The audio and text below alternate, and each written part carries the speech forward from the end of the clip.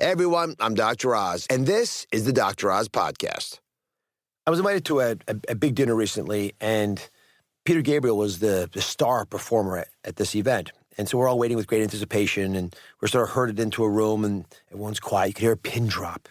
And then Peter Gabriel walks out. And of course, the iconic musician from Genesis and his own career, subsequent to that, started to perform. And then he became very emotional as he started talking about his wife, Maeve. And what I didn't know is that Peter Gabriel's wife was diagnosed with untreatable, incurable non-Hodgkin's lymphoma, an aggressive tumor that her doctors did not think they could get ahead of. And he's, as a father and a husband and a man who desperately loves his wife, couldn't bear losing her. So he did what most folks would do, which is keep looking, keep pecking. But because he's an iconic musician and had clout, he was able to get access to people that most of you probably can't get access to, which is a problem. And I'll come back to that.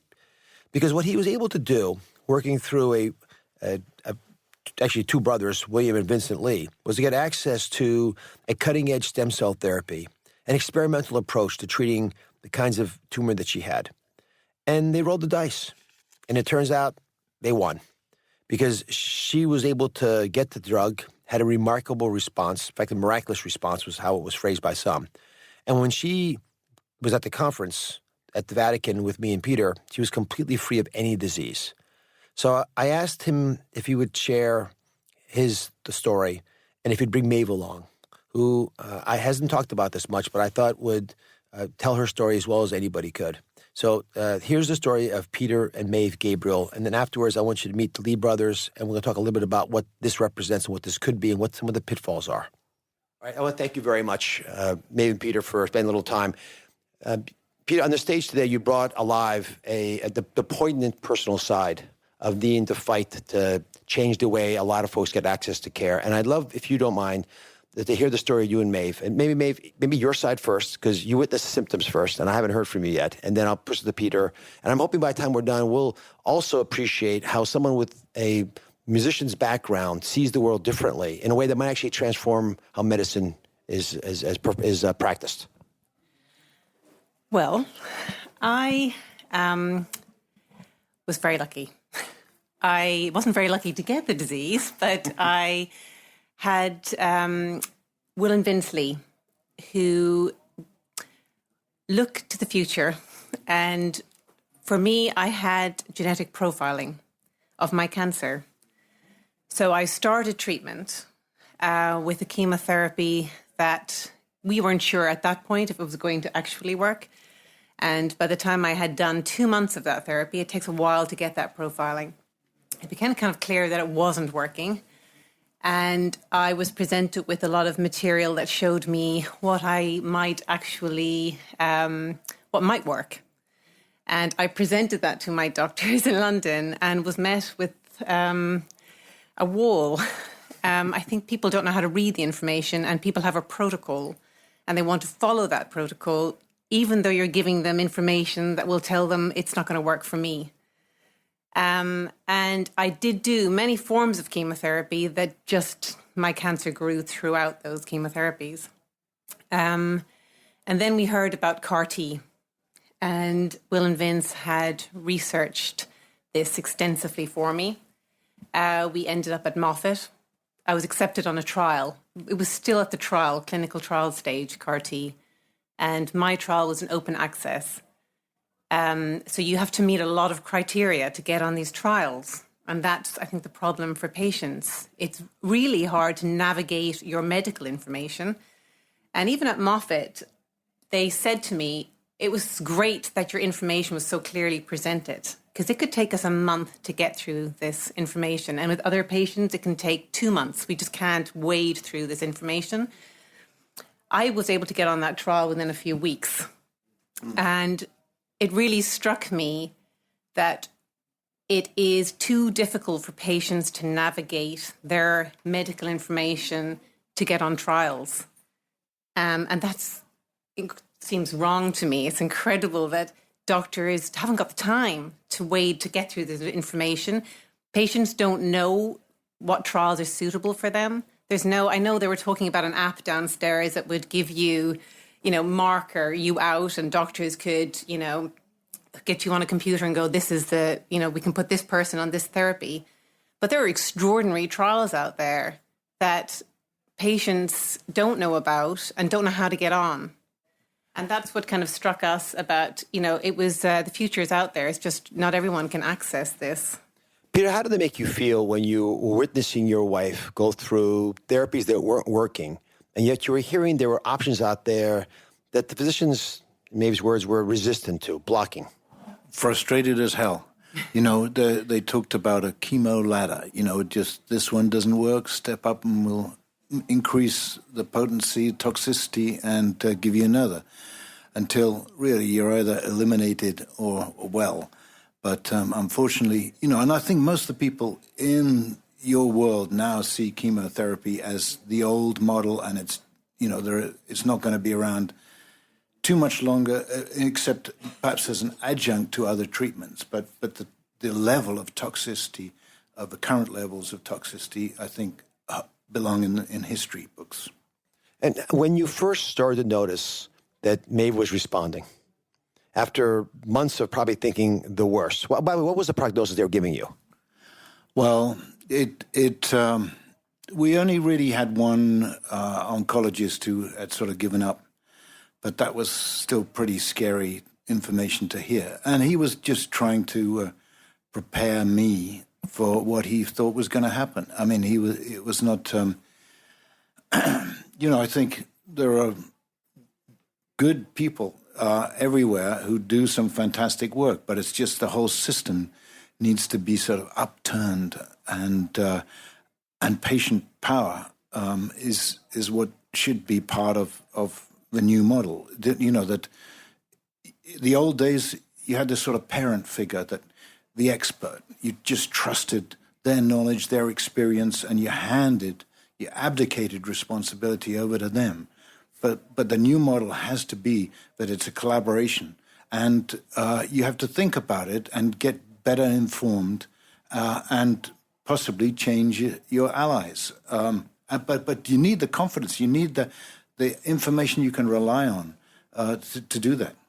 So what I'm trying to capture, though, is a world-famous, iconic musician and his beautiful wife, also a talented artist, sitting down with, give it up, she maybe just started to blush, but it's true, I have witnessed it myself, are going through a not rare problem, cancer that seems refractory to traditional treatment, and yet confronted by the possibility there's a whole new world out there that you barely found because you were in many ways blessed to have access, but many others haven't found yet.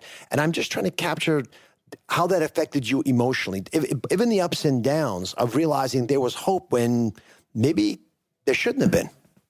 Well, for example, it's CAR T in Europe. I know a friend was sent to meet her oncologist and spoke about CAR T. I had met her and spoken about CAR T. The oncologist said, I've never heard of this. This is 2 months ago. You can't, we are years behind in Europe to the States with CAR T therapy. I don't understand why I just met an immunotherapist last week who said, we're going to start these trials hopefully in the fall. This was an FDA-approved treatment last year in the States. Why is it? And we have the regulators here, and you want to just ask, well, you're both sitting, the FDA and the European regulators are sitting downstairs. But why is that? What makes that happen? Why is this treatment not available to everybody? Yeah, it is the big question. Peter, what's the answer? Well, we do. I mean, it's surely a complex problem. We were extremely lucky because we had Will and Vince guiding us, and we had access to money, but I think while we were sitting around in hospitals, we were thinking, we know how privileged we are. The issue is access, and how could that be changed? And so part of what we're thinking with this TAP project is to see if there are ways of integrating some of the new technologies which are impacting cells, such as low-intensity electric fields, such as infrared light, such as focused ultrasound or low ultrasound that seem to be producing some great treatments. Could they be integrated into something which becomes affordable through consumer electronics. That could provide a platform that would be universal, that would talk to everything and everybody. And so that's a dream. And the other part of that is just to say, well, what, in any part of the world, what is immediately around those patients? What foods, which the Angiogenesis Foundation are working on, doing fantastic stuff, what herbs, what commonly available drugs that may impact and have real transforming power on their disease. But can we get science to put all this information with AI in a place that is really useful and can be trusted? These smart systems that are really good at pattern recognition could provide sort of rapid response regulators in the home. And the great advantage of having it in the home is that if it's through consumer electronics, it will be there when you need it, when a problem is just beginning to be identified with these fantastic new diagnostic tools we have, and we don't have to wait for the problem to grow into something really difficult to handle. You were iconic even before the music industry was digitized and transformed. You witnessed it firsthand. You witnessed the industry probably felt like it was going to implode, and yet it's come back stronger than ever because it used digital technology the right way. Give me parallels to healthcare. Well, I think, the streaming suddenly meant any content could be accessed by anyone, anywhere, at any time. These brilliant minds, a lot of whom are here, could they be employed to do what they're doing, but in a format that could stream in the same way that music streams? And clearly not everything is going to fit into that, but a ton of stuff could. And if you can get that platform up there, but just in the same way there's an explosion of young people creating amazing app content, with no funding, just great ideas, but they can get it out there because there is that universal platform.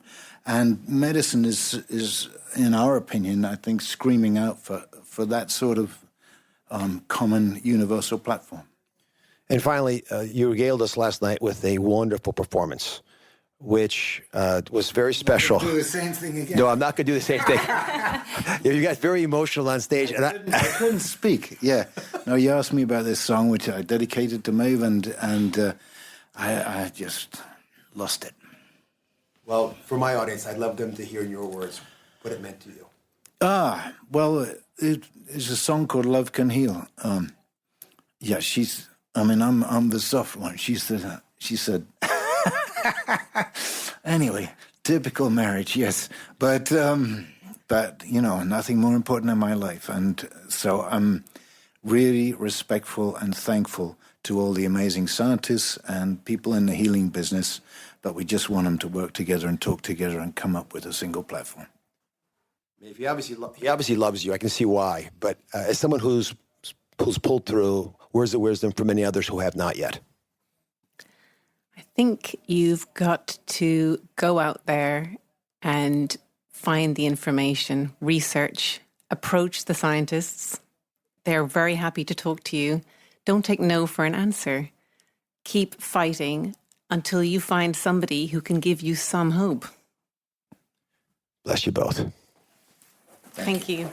So you see how emotional Peter still is.